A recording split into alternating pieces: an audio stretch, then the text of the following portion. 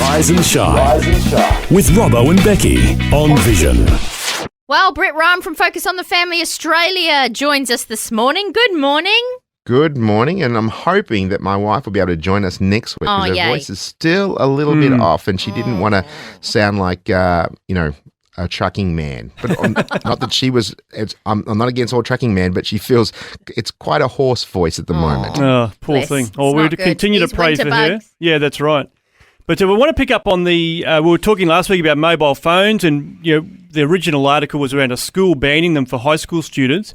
But within the family context, I mean, obviously, as the kids come into those high school years, the thought is they need to have a phone for emergency calls and what have you. Starting to catch public even the school bus from a point to get to school, and things are or being at later after school activities. So staying there all afternoon with them, it seems to be a thing of the past. So you drop them off, and when do you need to pick them up? So they sort of need to be able to communicate, but we all think maybe not have everything at their fingertips.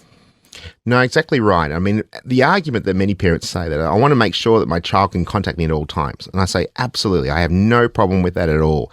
So why don't you go to the old Nokia or, the old phones where they can play snakes? That was a great game. My boys used to love that game. I can't find those anywhere anymore. So they can get those, they can contact you if they need to. But the funny thing is it's all about status symbol, having the latest and greatest.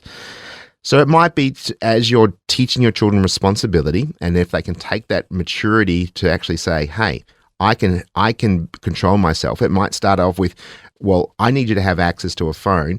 You can use mine, and I've got another one here at home. You can contact me that way. But I think I alluded to it last week. If your child can't get off their devices at home, such as a tablet or their desktop computers, and you just can't get them off, and they're just saying, I need to be on my tablet all the time, or I need to play games, I wouldn't be encouraging you to give them a smartphone, because then you'll never, ever get them back. Yeah, that's right. Because you're actually putting temptation in temptation's way. Yeah. And so they have to prove themselves. And remember, it is a privilege, not a right. Yes. And many children feel like it's their right to have it. But if they're not paying for it and they don't have enough, data, they have to be more disciplined. And so they are difficult, but much needed conversations to ensure your children can actually understand what you're putting in their hands and how they can control themselves. Yeah, that's a really good point. I think sometimes the kids say, it's not fair or whatever, but we're actually being loving by setting boundaries and having restrictions on some of these things, because, as you say, the temptation is there. They can get into all sorts of really dangerous stuff. Yeah, very much so. I mean, and for those listening, technology and sexuality go hand in hand, unfortunately, in our day and age. And we've got a lot of resources on this, and we've got some videos on this, because it's so important that parents understand what you're putting in their hands. And I recently went to a cyber safety lecture, and it was presented by some policemen, and they actually used the line, if you had seen what I'd seen, you would never, and you can fill in the blanks. And those blanks were like, I'd never allow my child to have a smartphone in their bedroom. I'd never allow their smartphone in their bathroom. I'd never allowed to have them have free access to, endless internet that is in at their fingertips. So I would always have their technology devices in a public viewing area, and I'd always have access to what they're consuming. And this is the reason why, because you are your child's prefrontal cortex. You understand the consequences. You understand the impact that could have, but they're still developing, and they don't understand. They're here and now. They don't see the ramifications. Their prefrontal cortex is still growing. It's still developing, and they might do some silly things, and they might do some, inappropriate things at times, just simply because they don't think of the consequences. And that's your role as parents, is to encourage them and say, have you considered? What are your thoughts? Help me understand. Those questions will help your children just think through their processes before they might make a very poor choice. Yeah. I love that. We talked to a police officer once who does cybercrime, and he said smart parents get their kids a dumb phone. And that has stuck with me because I'm about to go through this with a high schooler next year. So we're starting to have these conversations and it freaks you out a little bit. So I'll just say, Uncle Brett said, we say that in our house. Auntie Kate said on the radio today. Yeah, blame us. Yeah. We can be the big bad wolves. That's right. And we don't mind that. And also it's great for parents to feel comfortable that their kids can actually use you as the big bad wolf at times to say, if you're not feeling safe. Yeah. And the challenge is, let's face it, every child wants to feel like they can fit in and everyone else seems to have the latest and greatest. And they are really tough conversations to have because they don't want to stand out. They don't want to be able to, people to point their finger. But at the same time, you are protecting them. And if your child, has those little tantrums or, saying it's not fair and those things, let's talk about it, not dismiss and feel like their opinions don't matter. Validate their experience. I understand you're frustrated. I understand it make you angry, but this is the reasons why. Because let's face it, they're going to want to be, once they have their smartphones, or they're going to want to have all this different social media platforms. Are they mature enough to actually only befriend people that they know rather than just getting the number of likes, the number of friends they can have? Do they understand the impact of Instagram and Snapchat and Twitter, and TikTok? There's all these different platforms that are just consuming our children's minds.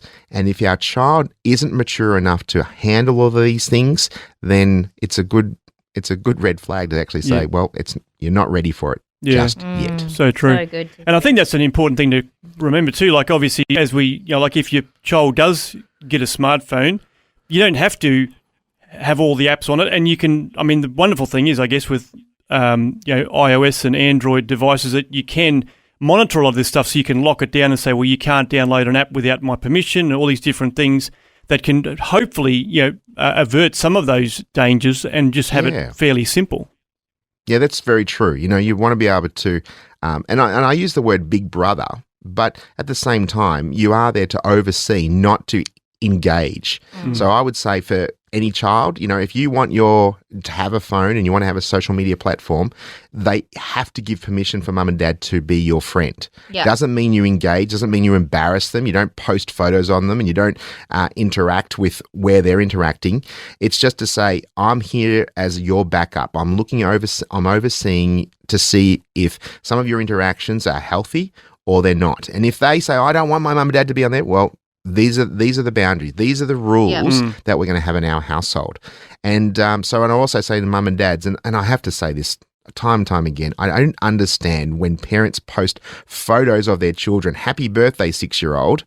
Well, are they saying happy birthday to the 6-year-old who shouldn't be on social media in the first place? Yeah. And then what do they do with that information? Do they show the child, hey, look at how many likes, look at how many people say, hey, you're handsome or you're pretty and those things. So it feeds that meme monster. Yeah, that's so right. Be very careful. Share it to people that you know and, different groups and family dynamics, but don't make it public because really, at the end of the day, your children shouldn't be on their devices until there's an age limit on their, social media platforms. Yeah, good point. You mentioned a couple of articles that you've got on your website for this. So what are some of the things people should be looking for on your website? Well, the video platforms, we've got different videos on talking to your kids about sexuality, talking about technology and talking about social media is on our Family Cast platform. And they can find all that through our website at families.org.au. And there's a whole variety of different articles on technology, gaming. And I'd also encourage parents to have a greater understanding of what your kids are consuming. And there's a great website called pluggedin.com.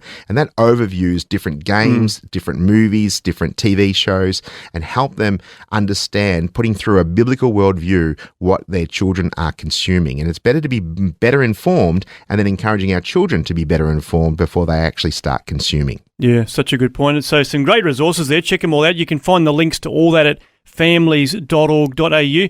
Brett, really appreciate your time, and we are hoping that to have you and Kate back with us next week. Certainly hope so. God bless. Thanks for taking time to listen to this audio on demand from Vision Christian Media. To find out more about us, go to vision.org.au.